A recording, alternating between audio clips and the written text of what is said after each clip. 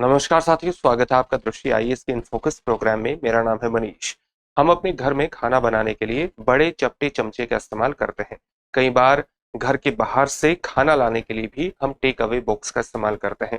अगर इनका निर्माण, इन सभी चीजों का निर्माण ब्लैक प्लास्टिक से हुआ है तो हमें इनके प्रति सावधानी बरतनी चाहिए, क्योंकि हाल ही में कई रिपोर्ट इस प्रकार की आई है जो बताती है कि ब्लैक प्लास्टिक में विषैले जहरीले रसायन हो सकते हैं जिनका मानव स्वास्थ्य पर हानिकारक प्रभाव हो सकता है।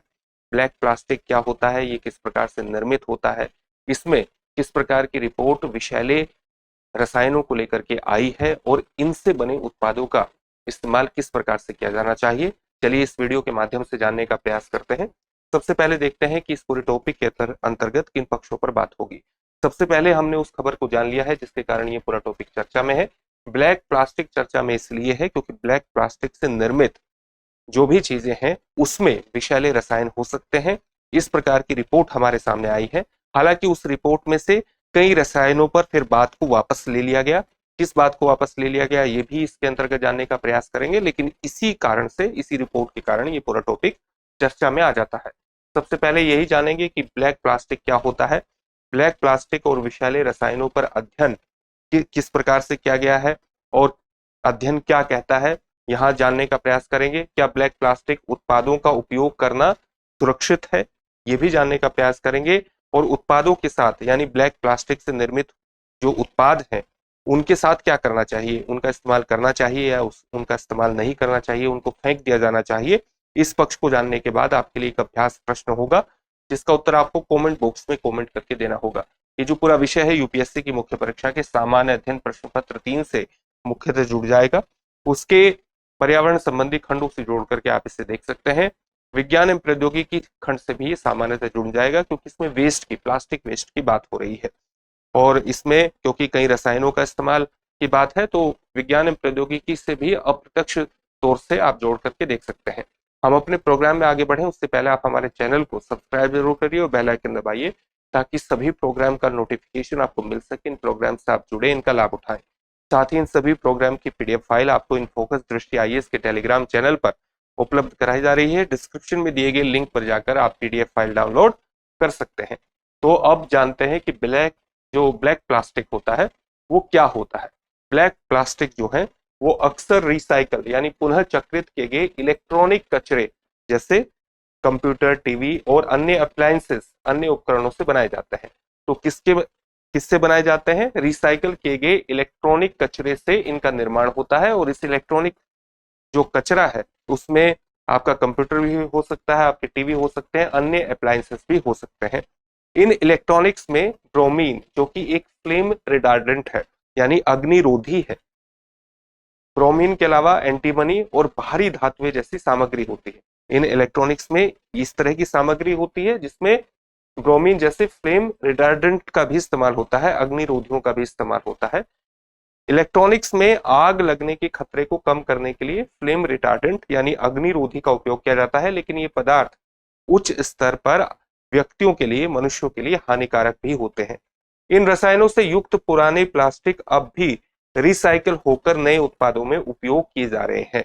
यानी अगर इनको रिसाइकल करके किसी भी प्रकार का उत्पाद बनाया जाता है, आप जिसको कह सकते हैं कि ब्लैक प्लास्टिक से निर्मित उत्पाद है, तो वो मनुष्यों के लिए हानिकारक हो सकता है, व्यक्तियों के स्वास्थ्य पर नकारात्मक प्रभाव डाल सकता है और इसलिए खतरनाक भी है। इससे संबंधित हमारे लिए पास एक अध्ययन आता है, उस अध्ययन पर बात करेंगे, लेकिन उससे पहले आपके लिए एक सूचना महत्वपूर्ण यह है कि दृष्टि आईएएस की नोएडा शाखा में हमारे 2 महत्वपूर्ण बैच आईएएस जीएस फाउंडेशन के प्रारंभ हुए हैं। एक हिंदी माध्यम का है और एक इंग्लिश माध्यम का है। दोनों ही बैच में आप एडमिशन ले सकते हैं, एडमिशन इसमें प्रारंभ है।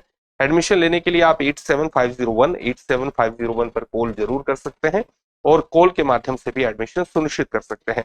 इसके अलावा दृष्टि आईएएस के ही हमारे चैनल पर हमने एक महत्वपूर्ण सीरीज शुरू की है जिस सीरीज का नाम है UPSC prelims PYQ analysis series. ये सीरीज का एक एपिसोड डेली 9 PM पर आ रहा है, रात को 9 बजे आ रहा है। इस सीरीज में हम वर्ष 2019 से वर्ष 2024 के तमाम प्रश्नों पर चर्चा कर रहे हैं जो यूपीएससी की प्रारंभिक परीक्षा में पूछे गए हैं वर्ष 2019 से वर्ष 2024 तक।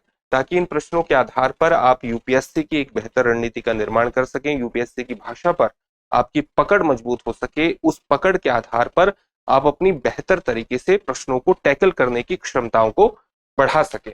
इसके माध्यम से आपकी तैयारी आसान होगी। तो इस प्रोग्राम को देखना मत भूलिए, 9 PM पर यह प्रोग्राम आएगा।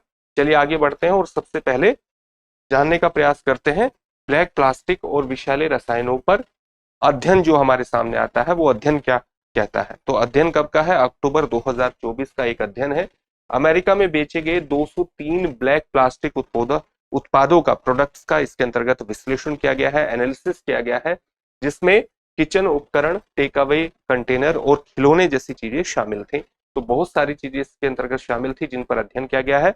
और अध्ययन में ये पाया गया है कि इन उत्पादों में डेका ब्रोमोडिफिनेल ईथर, डेका ब्रोमोडिफिनाइल भी कह सकते हैं, फेनिल भी कह सकते हैं, ईथर, आप इसका प्रोनाउंसिएशन डिफरेंट तरीके से फिनाइल भी बोल सकते हैं, डेका ब्रोमोडिफिनाइल या डेका ब्रोमोडिफिनिल ईथर, जिसको आप BDE 209 के नाम से जानते हैं, नामक फ्लेम रिटार्डेंट यानी अग्निरोधी पाया गया है, जो कि स्वास्थ्य जोखिमों से संबंधित है। मानव स्वास्थ्य पर नकारात्मक प्रभाव इसका हो सकता है। तो इन उत्पादों में ये पाया गया है। कुछ किचन उपकरण ऐसे थे जिसमें BDE 209 के स्तर को EPE यानी एनवायरमेंटल प्रोटेक्शन एजेंसी जो है, यूएस पर्यावरण सुरक्षा स्वास्थ्य सुरक्षा एजेंसी जो है, उसकी सुरक्षित सीमा के पास पाया गया। यानी ये केवल सुरक्षित सीमा के पास था, और अगर इसकी सीमा थोड़ी सी भी बढ़ती तो मानव स्वास्थ्य के लिहाज से वो बेहद ज्यादा खतरनाक हो सकती थी। लेकिन बाद में शोधकर्ताओं ने इस रिपोर्ट के अंतर्गत ये भी माना कि उन्होंने EPA के संदर्भ की जो एक्सपोजर सीमा थी, जो जोखिम सीमा थी, उसकी गणना में गलती की, और उसके बाद जो BDE 209 के स्तर का उनका अनुमान था, वो अनुमान पहले के मुकाबले बेहद ज्यादा कम हो गया। तो यानी वो सुरक्षित सीमा के भीतर आ गया। इस रिपोर्ट के बावजूद भी, हालांकि इस रिपोर्ट में बाद में कई तथ्यों पर एक तरह से ये स्वीकार किया गया कि उनकी गणना में गलती हुई है, लेकिन इसके बावजूद भी जो हमारे ब्लैक प्लास्टिक हैं, उन ब्लैक प्लास्टिक में कई रसायनों का इस्तेमाल किस सीमा तक होना चाहिए और किस सीमा तक नहीं होना चाहिए, और उनका इस्तेमाल किस प्रकार से किया जाना चाहिए, इस पर कई तरह के प्रश्न चिन्ह लगे हुए हैं, कई तरह के प्रश्न बने हुए हैं। तो इसलिए हमारे लिए जानना जरूरी है कि क्या ब्लैक प्लास्टिक उत्पादों का उपयोग करना सुरक्षित है या नहीं है। जबकि ब्लैक प्लास्टिक उत्पादों में BDE 209 के स्तर अब, जो कि पहले की सीमा थी EPA की एक्सपोजर सीमा से नीचे हो सकते हैं, इन फ्लेम रिटार्डेंट्स की सुरक्षा अभी भी स्पष्ट नहीं है। यानी जो अग्निरोधी तत्वों का इस्तेमाल किया जाता है, उनकी सीमा अभी भी स्पष्ट नहीं है। वो क्या मानव स्वास्थ्य को नुकसान पहुंचा रहे हैं, या वो किस स्तर पर इस्तेमाल हो रहे हैं, किस स्तर पर इस्तेमाल नहीं हो रहे हैं, मानव स्वास्थ्य को किस प्रकार से नुकसान पहुंचाएंगे, इसके बारे में अभी भी स्पष्टता हमारे सामने नहीं है। इन रसायनों की वास्तविक सुरक्षित एक्सपोजर की सीमा अभी तक निश्चित नहीं की गई है, और EPA की सीमा को पुराना ही माना जा रहा है। यानी जो कि अमेरिका की सुरक्षा एजेंसी है, पर्यावरण स्वास्थ्य सुरक्षा एजेंसी है, उसने जो सीमा निर्धारित की हुई है इन उपकरणों में कि कितना इस्तेमाल होना चाहिए इन रसायनों का, जो कि जोखिम अग्निरोधी रसायन है, तो उनका इस्तेमाल कितना होना चाहिए और उनकी सीमा कितनी होनी चाहिए, वो वस्तुतः पहले निर्धारित की हुई है, बहुत पुराने तरीके से निर्धारित की हुई है। इसलिए उनकी सीमा को फिर से निश्चित किए जाने की आवश्यकता है। शोधकर्ताओं ने इन एक्सपोजर सीमाओं की सटीकता पर भी सवाल उठाया है। यानी ये कितनी सटीक है, मानव स्वास्थ्य को नुकसान पहुंचा रही है नहीं पहुंचा रही है, उसकी सटीकता पर भी शोधकर्ताओं ने लगातार सवाल खड़े किए हैं। तो उत्पादों के साथ क्या करना चाहिए, एक प्रश्न ये भी बनता है।